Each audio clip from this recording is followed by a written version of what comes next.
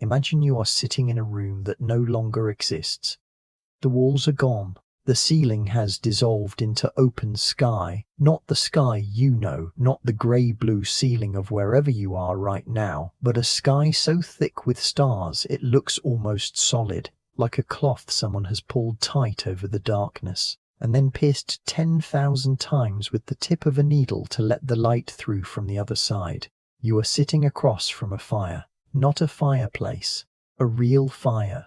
A small, low-breathing thing sitting in a shallow pit in the earth, surrounded by flat stones that someone arranged there a long time ago.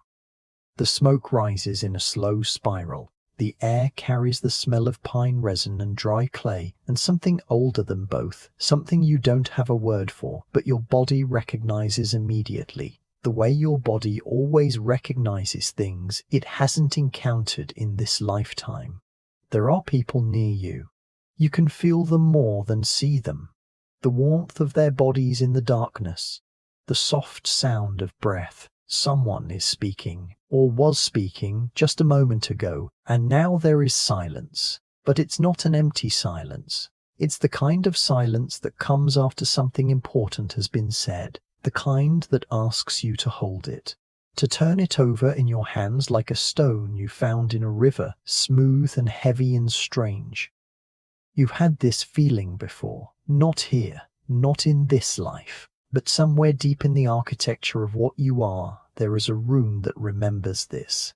The fire, the darkness, the voice in the smoke, the sense that the world is larger and older and stranger than anyone has told you, the sense that something is being kept from you, not by one person, not by one moment, but by centuries, by institutions, by the patient, deliberate work of people who decided that certain things were too dangerous to know.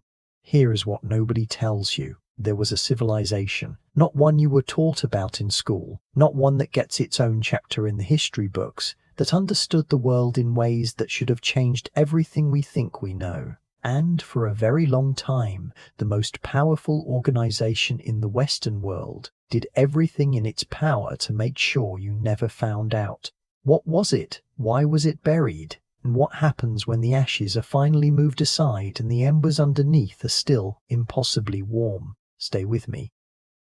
Before we go any further, I want to take a moment and just acknowledge you, wherever you are right now, whatever time it is as you listen to this. I'm genuinely glad you're here. A lot of people find hidden past revealed because they need help quieting the noise.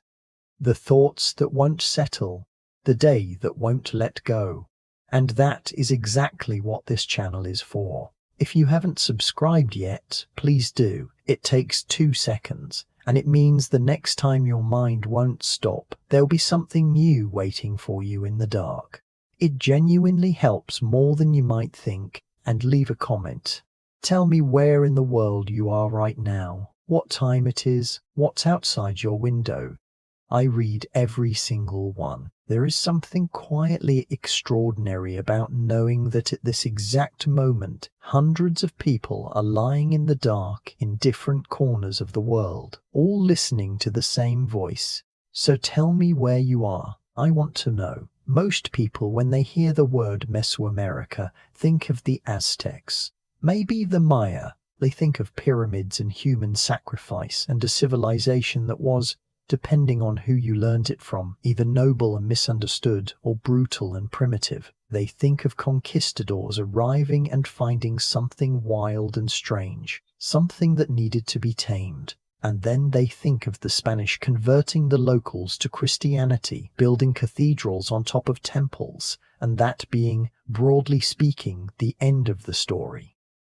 Here is what most people do not know. Before the Spanish arrived, there were libraries, real libraries, not caves of rough clay tablets, not dusty scrolls, but carefully organized, meticulously maintained collections of books. Books made from the bark of fig trees, beaten flat and folded like accordions, then covered in a white lime plaster so smooth you could write on it with a fine brush and produce images of astonishing precision. These books contained everything: astronomical calculations, medical knowledge, Historical records stretching back hundreds of years, ritual calendars so accurate that modern astronomers have spent decades trying to understand how they were computed, mythological narratives, political genealogies, agricultural systems, mathematical frameworks. The Maya alone, just one of the civilizations of that region, had developed a concept of zero independently from any civilization in the Old World. They had a calendar system so precise that it has an error margin of roughly 33 seconds per year. Think about that, 33 seconds. In an era when Europeans were still arguing about whether the Earth moved or the Sun did, the Maya were tracking the movement of Venus to within a fraction of a degree. They had predicted solar eclipses centuries in advance. They had mapped the movements of the Pleiades, had built architecture aligned with the solstices and equinoxes so precisely that on specific days each year, a shadow falls on a staircase in a way that creates the perfect illusion of a serpent descending from the sky. This was not a primitive culture. This was not a civilization that needed saving. This was a civilization that had been thinking carefully, rigorously, brilliantly for a very long time. And when the Spanish arrived in the 16th century, what they found was not darkness waiting to be illuminated. What they found was a light they had not expected. A light that, in the eyes of certain men, needed to be extinguished. Here is where it gets strange. The man most responsible for the deliberate destruction of Maya knowledge was not a soldier. He was not a brutal conquistador swinging a sword. He was a friar, a Franciscan friar named Diego de Landa, and in July of 1562, in the town of Mani in the Yucatan Peninsula, he presided over one of the greatest acts of cultural destruction in human history. He gathered every Maya book he could find, 27 codices, along with 5,000 idols and hundreds of other sacred objects, and he burned them. Publicly, ceremonially, in a single afternoon. He described the books afterward as containing nothing in which there was not to be seen superstition and lies of the devil. He seemed to feel no doubt. He seemed to feel no doubt. He seemed to feel no loss. To him he had done God's work. But here is the thing. Diego de Landa also did something else. Something that would, centuries later, become the key that unlocked everything he tried to destroy. He wrote a book of his own. He called it Relación de las Cosas de Yucatán, an account of the things of Yucatan, and in it trying to explain Maya culture to his superiors in Spain. He included a partial description of the Maya alphabet. He didn't understand it fully. He made significant errors, but he wrote it down. And that partial, flawed, complicated document would eventually become the foundation on which modern scholars cracked the Maya code, reading, for the first time in centuries, the texts that his predecessors had tried so hard to destroy. The man who burned the books also wrote the key to reading them. History is sometimes almost unbearably ironic. To understand what was actually lost and what survived, you have to understand what these books were and who made them. The Maya scribes were called Aj-Kuhum, a title that roughly translates as Keeper of the Holy Books, though that translation is almost too plain. Keeper of Sacred Knowledge. Guardian of the living memory of a people. These were not simple record keepers.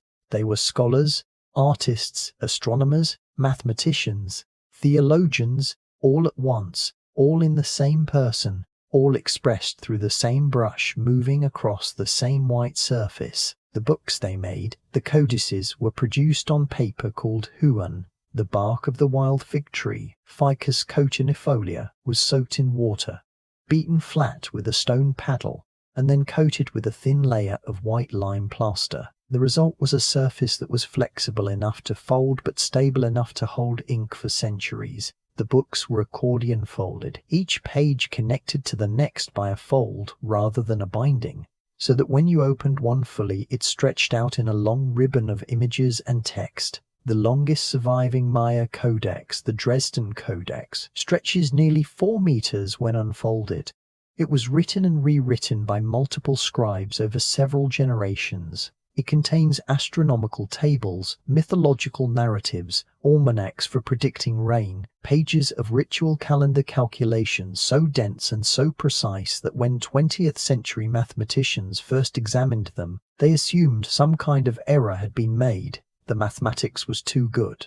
The astronomy was too accurate. It didn't fit what people believed about pre-Columbian civilizations. Imagine being one of those scribes.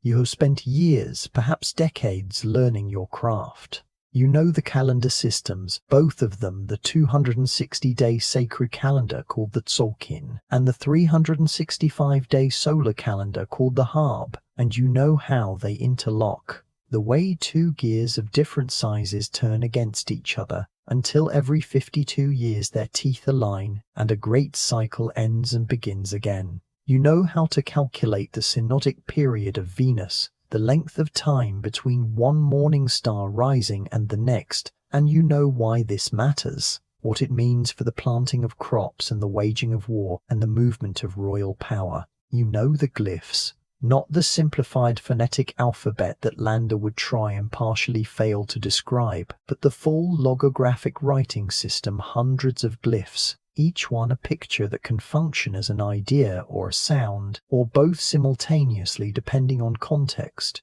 You have devoted your life to this. Your hands are stained with pigment. You have worked by firelight, by morning light, by the thin grey light that comes just before dawn when the Venus star is brightest and the world feels suspended between night and day. You have produced things of extraordinary beauty. The Dresden Codex's astronomical tables, written in black and red ink, are visually stunning even to modern eyes, even to people who cannot read a single glyph. The visual intelligence encoded in the layout, the rhythm of the columns, the way the images and text relate to each other on the page, all of it speaks to a mind that understood information design in a sophisticated, refined way. And somewhere, while you were doing this, while your tradition was producing these things, a ship was crossing the Atlantic. The arrival of the Spanish in Mesoamerica was catastrophic in ways that go so far beyond the physical violence,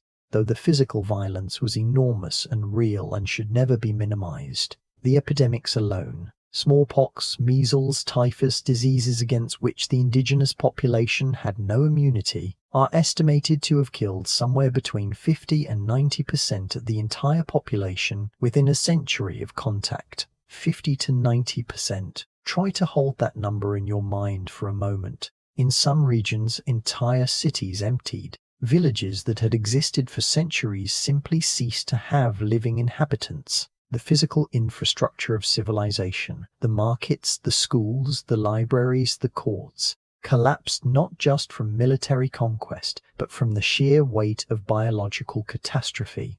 Into this void came the church, and with the church came a particular ideology, one that was not merely religious, but was deeply, systematically hostile to indigenous knowledge. The logic was this: if the Maya had developed complex intellectual and spiritual systems before the arrival of Christianity, then either those systems were divinely inspired, which was theologically impossible, because divine inspiration could only come through the church, or they were diabolically inspired, which meant they were actively dangerous and had to be destroyed.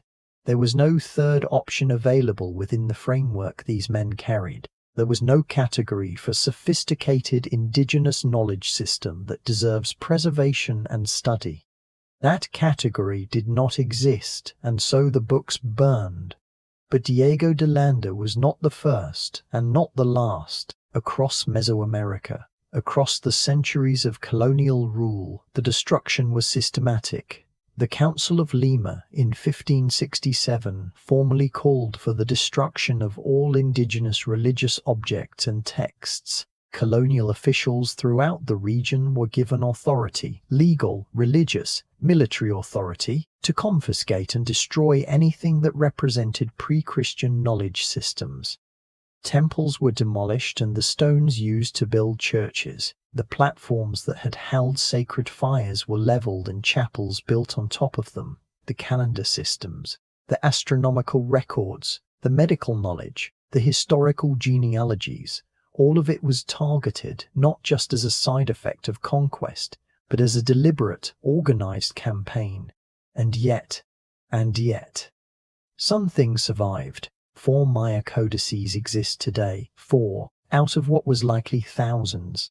The Dresden Codex, the Paris Codex, the Madrid Codex, and the Grolier Codex. They survived because they ended up in European collections sent back to Spain or Germany or France before the systematic destruction was complete, and there they sat in libraries for centuries, often mislabeled, often misunderstood, occasionally studied by scholars who had no idea what they were looking at. The Dresden Codex was purchased from a private collection in Vienna in 1739. Nobody in Vienna in 1739 could read it. Nobody in Europe could read it. The Maya writing system had been lost. Here is what nobody tells you about what it took to get it back. The story of deciphering Maya hieroglyphs is one of the strangest intellectual adventures in modern history. It took longer than it should have. It was harder than it needed to be. And it was made significantly more difficult by a single man who was so certain he was right that he spent decades actively suppressing anyone who disagreed with him. His name was Eric Thompson, Sir John Eric Sidney Thompson, to be precise, a British archaeologist who dominated Maya studies for much of the 20th century, knighted for his contributions, towering over the field with a combination of genuine expertise and deeply entrenched assumptions. Thompson was brilliant. He was also wrong about the most important question in his field. He believed, and he argued with enormous force and authority, that Maya writing was not phonetic, not a real writing system in the sense of encoding spoken language. It was, in his view, a purely symbolic or ideographic system, pictures that represented ideas rather than sounds. This meant that the glyphs could not, in principle, be decoded the way you decode a language. They could only be interpreted, and interpretation, Thompson implied, required the kind of deep cultural intuition that only a few Western scholars had spent the decades necessary to cultivate. What this view conveniently accomplished was to make Maya writing permanently mysterious. And permanently mysterious meant permanently dependent on a very small number of Western experts to mediate between the ancient texts and the modern world. There were Maya people still living, still carrying fragments of their ancestors' knowledge in their language and their customs, but under Thompson's framework they had no special standing in the interpretation of the ancient texts. The knowledge had been lost. Only Western scholarship could recover it. A young Soviet linguist named Yuri Nerozov looked at this argument and thought it was nonsense. Nerozov had never visited Mesoamerica. He had studied Maya texts from Leningrad using photocopies and the kind of focused, relentless intellectual concentration that wartime scarcity tends to produce. He had a theory. The Maya script was at least partially phonetic. A syllabic system where glyphs could encode sounds, not just ideas. His evidence was, in part, Diego de Landa's imperfect alphabet, the very record kept by the man who burned the books. Nerozov realized that Landa had misunderstood what the Maya scribes were showing him, but that the underlying phonetic principle was still visible if you looked at it correctly. Thompson dismissed him, publicly, repeatedly, with the full weight of his authority. The Soviet linguist working from photographs was not a real Mayanist, Thompson implied. He didn't know the field. He didn't know the culture. He was working with a flawed document from a man who had famously misunderstood everything. The academic community largely followed Thompson's lead. For years, Nerozov's work was sidelined, argued against, ignored. The decipherment of Maya writing was held back by decades, by one man's certainty, by institutional authority, by the slow grinding machinery of academic consensus when it has decided something is true. Here is what the evidence actually shows. Nerozov was right when a new generation of scholars, particularly Tatiana Proskoriakov and later David Stewart and Linda Shelley, began applying phonetic principles to the glyphs. The texts began to speak. not in metaphor. Literally, the glyphs encoded words, sentences, historical narratives. The names of kings and queens and the dates of their births and deaths and coronations and wars. The long count, dates carved into stone monuments, which scholars had already understood as recording astronomical time, turned out also to be recording human history, specific events, specific people, specific choices made in specific moments. This changed everything. It didn't just change what we knew about the Maya, it changed what we understood about what had been lost. Because now, suddenly, the 4 surviving codices weren't just beautiful objects with astronomical tables. They were texts, they were saying things, and the things they were saying contradicted in important and significant ways the narratives that had been constructed about pre-Columbian civilization. The astronomical knowledge encoded in the Dresden Codex alone is staggering. The Venus table in the Codex tracks the synodic period of Venus across a span of 104 years with an accuracy of approximately 2 hours over that entire period. 2 hours. Over 104 years. Using no instruments beyond careful naked eye observation and mathematics. The same Codex contains eclipse tables that remain accurate to the present day. The eclipse predictions were not approximate. They were, in the language that modern astronomers use, essentially correct. Consider what this required: not just observation, not just record keeping. It required a theoretical framework sophisticated enough to model planetary motion, to understand that the apparent movements of Venus against the sky were regular and cyclical and predictable. It required mathematics capable of handling large numbers. The Maya had a base 20 counting system, and that zero, that revolutionary zero, that concept that took the old world thousands of years to arrive at, it required an institutional structure capable of maintaining continuous astronomical records across generations, which in turn required social stability, dedicated resources, trained specialists, and a cultural framework in which this kind of knowledge was considered worth preserving. This was not superstition. This was science. It was different from European science in its framing, in its integration with ritual and mythology, in the way it understood the relationship between the movements of the sky and the events of the earth. But it was science in the most fundamental sense. Systematic observation, mathematical modeling, predictive accuracy, and almost all of it is gone. Here is where we go deeper.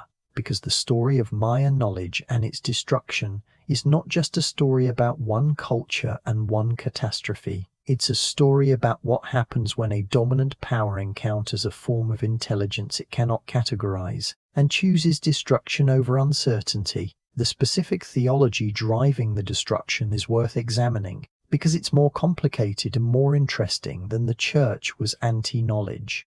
The church was not universally or simply anti-knowledge. It had, after all, preserved enormous amounts of Greek and Roman learning during the European Middle Ages.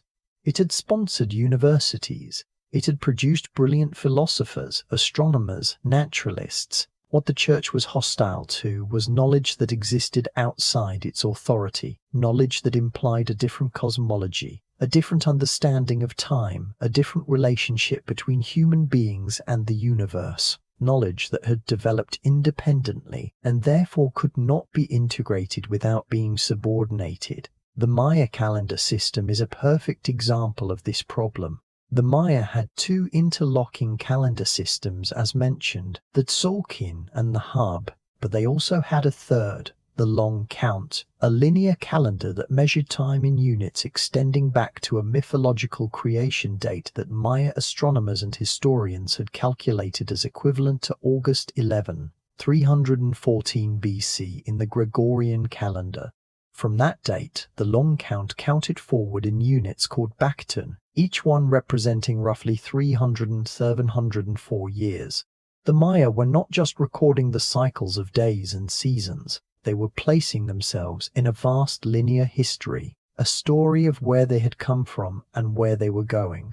This was not compatible with the biblical chronology that the church used as its historical framework. Archbishop James Ussher's famous calculation that the world had been created in 4004 BC was formulated in the 17th century, but the impulse behind it, to fit all of human history into a single divinely authorized narrative, was centuries older and deeply embedded in colonial policy. If the Maya-long count was accurate, if it really did describe a human history stretching back over 5,000 years, then the biblical timeline was wrong, or rather, incomplete, or rather, not the only story. This was the real threat.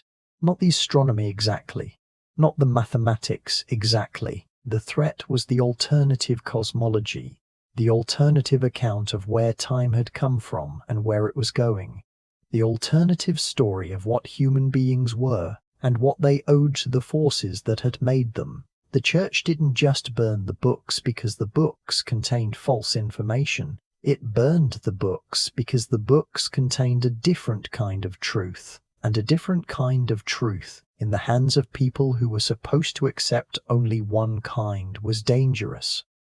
There's a word for this. Scholars of colonialism call it epistemicide, the killing of knowledge systems. Not just the physical destruction of texts, but the systematic elimination of the frameworks, the institutions, the trained specialists, the cultural context that allowed those knowledge systems to function. You can burn every book in a library and still preserve the library's knowledge if you leave the librarians alive and free and connected to each other and given paper and time. Epistemicide goes further. It targets the people who carry the knowledge. It attacks the social structures that allow knowledge to be transmitted. It reframes the knowledge itself as illegitimate, as dangerous, as satanic, so that even those who hold fragments of it begin to feel shame rather than pride, erasure rather than transmission. The Maya didn't just lose their books. Over generations of colonial rule, they lost the social context that had made those books possible.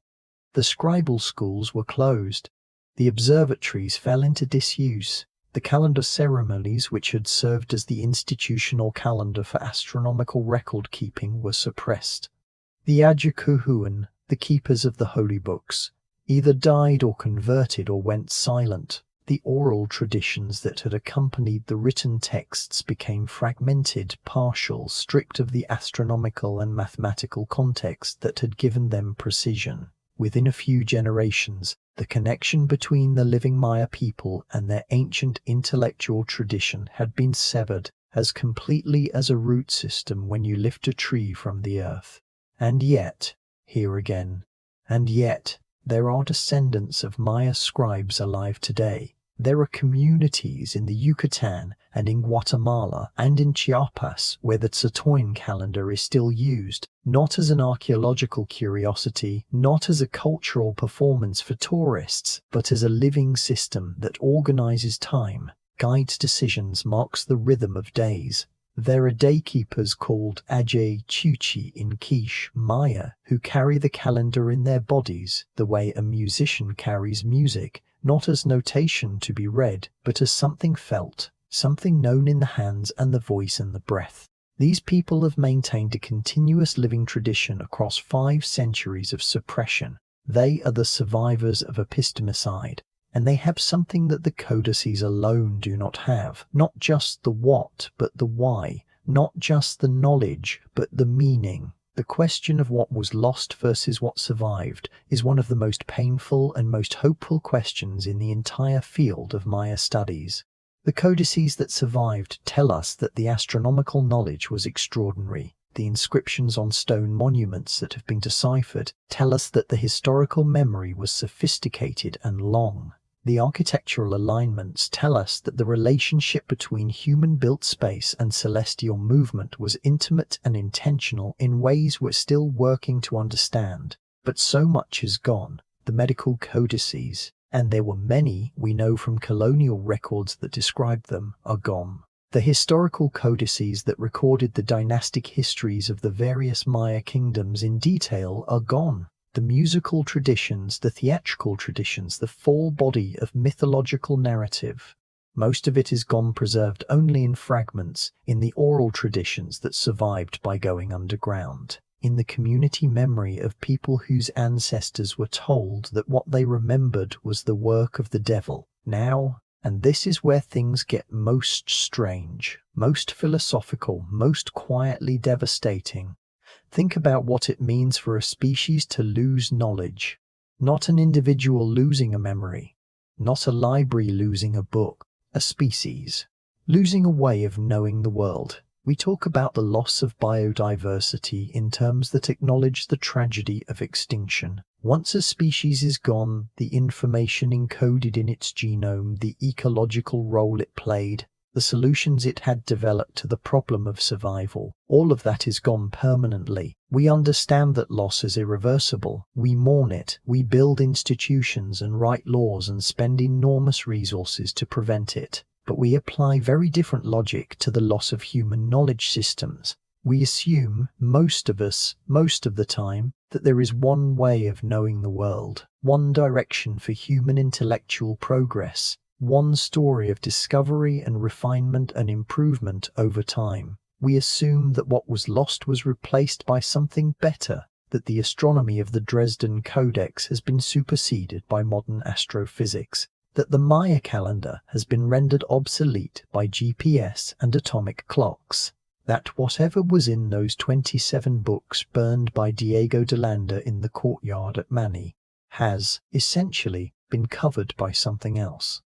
But this is not how knowledge works. Knowledge is not a single river flowing in one direction. It is more like a delta, dozens of channels flowing from different sources, finding different paths to the sea, each one carrying different sediment, different minerals, different memories of the landscape it has passed through. When you dam a channel, when you fill it in, redirect it, tell the people who lived along its banks that it was never a real river. You don't just lose the water, you lose everything the water carried. The specific information encoded in the way a pre-Columbian Maya astronomer looked at Venus and understood its movement in terms of mythological narrative and ritual time. That's not redundant with the way a modern astrophysicist looks at Venus. It's not the same observation. It's not the same question. It's not the same relationship between the observer and the observed. There were almost certainly things the Maya understood about the natural world, about the behavior of plants, about the dynamics of ecosystems, about the psychology of human communities that we do not currently understand. Not because they were supernatural geniuses, because they had been paying careful attention to different things for a very long time. The ethnobotanical knowledge alone, the detailed understanding of medicinal plants, of their properties and interactions and preparation methods, encoded in the medical codices that no longer exist, represents thousands of years of systematic empirical investigation. Some of those plants contained compounds we have not identified. Some of those compounds may have had therapeutic properties we would currently consider significant. We cannot know. The books are ash. The Aztec Empire, a different civilization but one that intersected with and in some cases absorbed earlier Mesoamerican knowledge traditions, had a sophisticated botanical garden in Huaxtepec, described by the Spanish as extraordinarily extensive and carefully organized. They had physicians who specialized. They had pharmacological knowledge sophisticated enough that early Spanish colonists, before the systematic destruction began, wrote admiringly about the effectiveness of indigenous treatments for wounds and fevers and parasitic infections. Bishop Juan de Zumahaga, the first Archbishop of Mexico, was also a destroyer of books. He is believed to have burned an even larger collection of Aztec codices before Landa's destruction of the Maya libraries. These books too are gone. The garden at Huaxtepec was dismantled.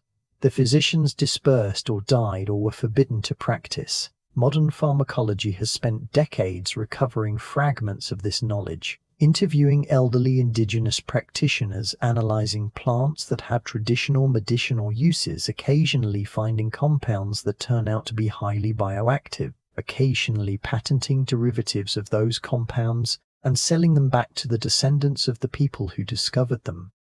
This is not restoration. This is archaeology performed on a wound that never closed. Here is the thing that keeps you up at night, or should. The Maya were not unique. Across the Americas, across Africa, across Australia, across vast stretches of Asia, the story repeated itself in different registers, with different actors, in different centuries. The knowledge systems of colonized peoples were systematically devalued, suppressed, and destroyed, not always by fire, sometimes by law, sometimes by the more gradual violence of cultural assimilation, sometimes by the simple fact that the people who held the knowledge were killed before they could pass it on. We are living in the aftermath of a global epistemicide. The knowledge that was lost is not recoverable, not fully. Not in the way that a hard drive can be wiped and restored.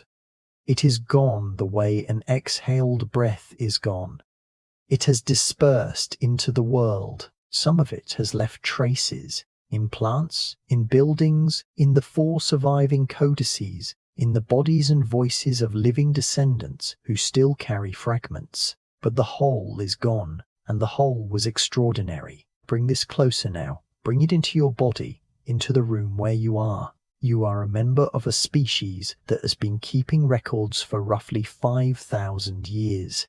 If we're counting only written records, only the things that were inscribed on clay or papyrus or stone or bark or paper, 5,000 years is not very long. The universe is approximately 13.8 billion years old. The Earth is 4.5 billion. Homo sapiens has existed in roughly our current form for around 300,000 years. Of that 300,000 years, we have written records covering maybe 5,000, and of those 5,000 years, a significant portion of the record has been deliberately destroyed. What this means is that you are operating with a profoundly incomplete picture of your own species. You don't know what you've inherited and what you've lost. You don't know which instincts you carry are adaptations to environments you have never consciously experienced. You don't know which fears are responses to ancient threats, which desires are echoes of ancient abundances, which longings are the cultural memories of things that once existed and no longer do. You are, in a sense, an amnesiac. Someone who has lost large parts of their own past and is navigating the present with a map that has enormous blank regions that were not always blank, regions that were once densely populated with knowledge and then deliberately emptied. This might sound abstract. It isn't. The way you think about time is influenced by the cosmological framework you inherited, which was itself the product of a specific cultural tradition that violently suppressed alternatives. The way you think about the relationship between human beings and the natural world, the assumption so deeply embedded it feels like common sense, that the natural world is a resource to be managed rather than a community to be part of, is not a universal human intuition.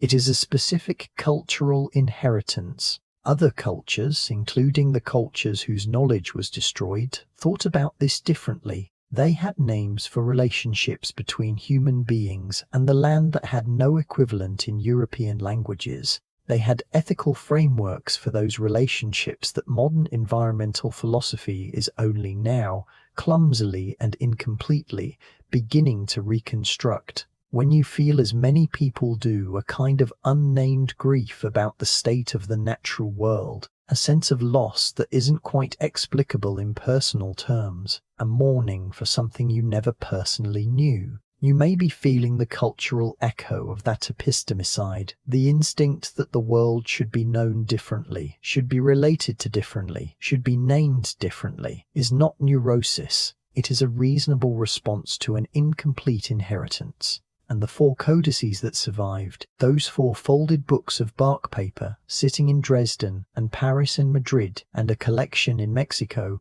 are not just archaeological artifacts. They are the physical proof that another way of knowing the world existed, was sophisticated and beautiful and rigorously accurate, and was almost entirely taken from you. Let the weight of that settle now. Let it move through you slowly, the way water moves through stone. You don't need to hold it tightly. Just let it be true. Outside, wherever you are, The sky is the same sky the Maya astronomers watched. The same Venus rises before the sun in the morning. The same Pleiades wheel overhead in their slow annual circuit. The same moon moves through its phases with the same clockwork patience it has maintained since long before there was anyone to record it. The stars don't know what was lost. They continue their great rotation as they have always done, as they will continue to do, indifferent and magnificent. And someone, somewhere, is lying in the dark under that same sky and remembering something they were never taught, not in words, not in the explicit language of history, but in the body's old knowledge, the way darkness feels like rest, the way firelight feels like home, the way the sound of another human voice in the dark is the most comforting thing you know. The scribes of Palenque and Chichen Itza and Uxmal lay down under this sky. They breathed this air. The same carbon atoms that passed through their lungs have passed through yours. The knowledge they encoded in bark and pigment is mostly ash now. But the impulse that drove them, the deep insistent human need to look at the sky and ask what it means to look at the world and try to understand it, to reach toward the unknown and give it a name, that is not ash, that is you, that is the oldest thing about you. And nothing, not conquest, not fire, not 5 centuries of deliberate forgetting has managed to extinguish it. Your breath slows now. Your body sinks into whatever is beneath you. The stars turn. Thank you for spending this time with Hidden Past Revealed. If this episode helped you drift, or if it left you carrying something new, a name, an image, a question you didn't have before, please leave a like. It takes a second, and it means more to this channel than you might expect. Leave a comment too. Tell me where you are right now, what time it is in your part of the world, what the dark looks like from where you're lying. I read every single one, and those comments from Hong Kong and Hamburg and Cape Town and Brisbane and somewhere in rural Mexico where maybe, just maybe, the old calendars are still kept. Those comments are the reason this channel exists. If you haven't subscribed yet, now is the time. Make sure that the next time sleep won't come, there's something new here waiting for you. And if you want to support this work more directly, there is a channel membership. Quiet, no pressure, entirely optional, for those who want to be part of keeping these stories alive. Either way, you are here. That is enough. The Maya had a phrase in Hunab Ku, sometimes translated as one giver of movement and measure. The idea that beneath all the multiplicity of the world, all its chaos and beauty and grief, there is one pulse, one rhythm. The same rhythm the astronomers tracked in the motion of Venus. The same rhythm that moves through your chest right now, slow and steady and old. Humans have been telling each other stories in the dark since before there was any word for darkness or story or human. They lay down together under the open sky, and someone began to speak and others listened, and the listening was itself a kind of homecoming. You are part of that. You have always been part of that. Sleep well.